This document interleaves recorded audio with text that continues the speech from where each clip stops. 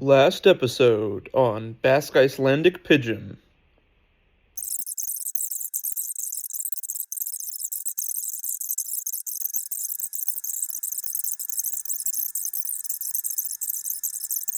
Now for even weirder Scrabble. But if we want to see some really weird languages with Scrabble variants, we're going to have to look at the unofficial versions. And I see no better way to look into them than a tier list. We're going to start with the languages that I'm surprised don't have official editions yet, like Vietnamese, Tagalog, Serbian, Persian, Macedonian, Maori, Igbo, Hausa, Haitian Creole, Georgian, Esperanto. This one especially surprises me that there isn't an official version. I feel like Esperanto speakers and Scrabble players probably have a lot of overlap. I feel like the same goes for Lojban, so let me put that in there somewhere. We've also got Basque, Bambara, and Armenian.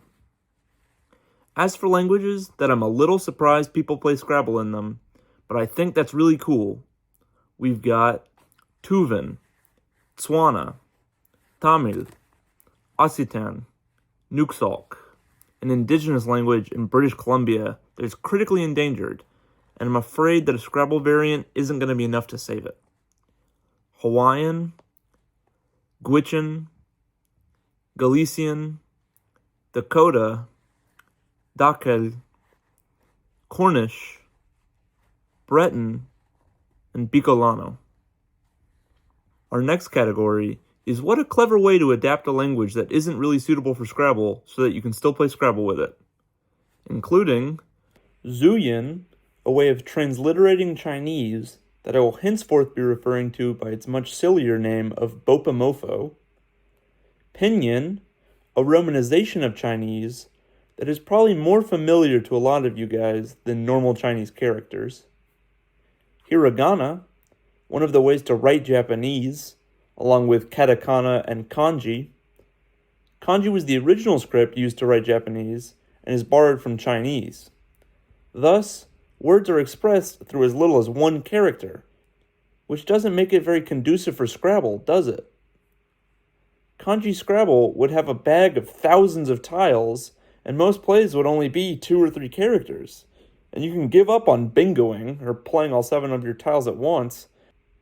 That would happen once every bajillion years. Hiragana is actually derived from kanji characters, but each character in hiragana doesn't represent a word, but instead a syllable.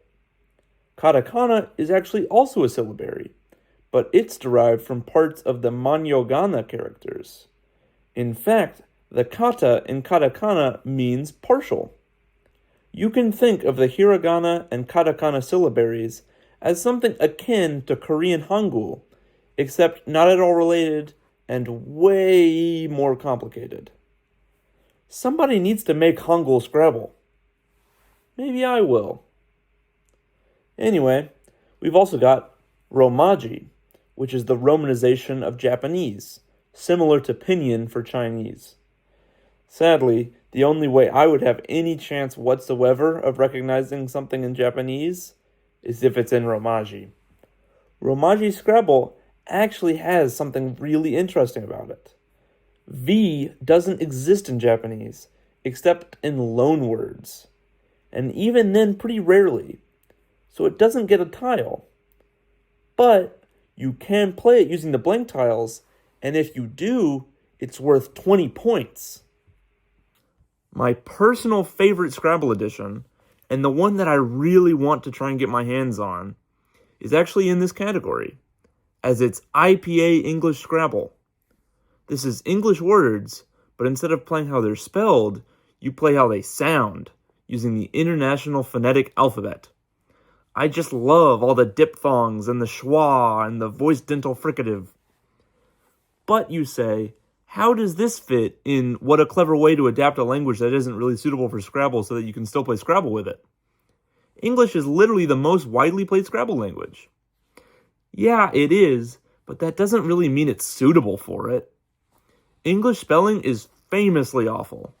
I know I've had many times playing Scrabble where I've known a word but spelled it wrong while playing it because English Scrabble is so inconsistent.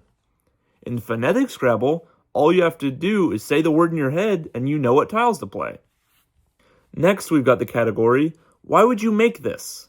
Including Volapük, a constructed language with like 20 speakers, so every Volapük Scrabble tournament is also the World Championships. Old Church Slavonic, it's somehow found its way into the Wikipedia page for Scrabble letter distributions, even though the page itself explicitly states no Scrabble version of Old Church Slavonic exists. It looks pretty cool though.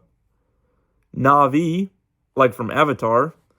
I feel like no one actually likes the Avatar movies enough to learn the made-up language from them. Even if you do, it only has 2,600 words, so that really limits Scrabble play. It's like if you tried to play Scrabble in Tokipona. We've also got Klingon, like from Star Trek. Actually, no, this one doesn't belong here. I know so many nerds that have learned Klingon, and there's a big overlap with the type of people who would like Scrabble. I can only imagine the amount of nerd cred you would get by bringing this out at a convention. There actually is an official Star Trek Scrabble, which allows you to play proper nouns like the names of characters, and gives you bonus points for playing words in Klingon. But I think Hasbro should actually commit and make an official Klingon Scrabble. As for the top 3 weirdest languages that you can play Scrabble in, we've got at number 3, Anglo-Saxon, aka Old English. Why would you make this? Modern English is bad enough. Old English is a dead language too, but I do get that there are some nerds that are really into it. But my real gripe with this set is how it fails to capture what makes Old English so cool. English used to have several letters that we lost along the way, including eth, thorn, and ash that I have talked about before on this channel. There was also win, which made a w sound, and yoch, which made both the y and g sound. Sadly, they have both been replaced in English, and in the Scrabble set, by w and g respectively. Number 2, Leet speak. Do you guys remember Leet speak? It was that stupid language used by hackers and gamers in the 90s. It started out as replacing certain letters with numbers in order to bypass computer filters, but then evolved to have its own vocabulary, morphology, and even a little bit of grammar. Leetspeak is actually the origin of words like pwn, meaning to utterly destroy a noob, that I talked about in my video about words without vowels, that have actually made their way into normal Scrabble. Leetspeak also has its own suffixes, like age, which gives us ponage. We've also got hacks and haxor, or one who hacks. For the ed past tense suffix that we have in normal English, it can often be shortened in Leet to just d, like in pwned, which sadly hasn't found its way into normal Scrabble yet. If we take a look at an example board in Leet Scrabble, we will actually see another word I think should be brought to normal Scrabble, xor, referring to the exclusive OR logic gate. Most other logic gates, including OR, and, not, and nor, are valid words, so I think we should also include nand and xor. While it contributes some useful words, I find it silly that Leet has its own, albeit unofficial, Scrabble set. With all these numbers, it looks like we're doing Scrabble math. Wait, don't tell me they made a Scrabble math. Number 1, Scrabble math. Well, they didn't make one Scrabble math. They made a whole bunch. The biggest subset of these is games where instead of playing words, you have to play mathematically correct equations. In this category, we've got equable, equate, gossam, mixmath, and numble. These are all basically the same game. There's also triolet, where you play sets of numbers that add up to 15, kind of like those magic squares.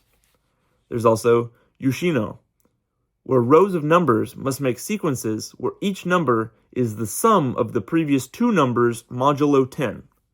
So like 8752 would be valid because 8 plus 7 is 15, modulo 10 is 5, and 7 plus 5 is 12, modulo 10 is 2.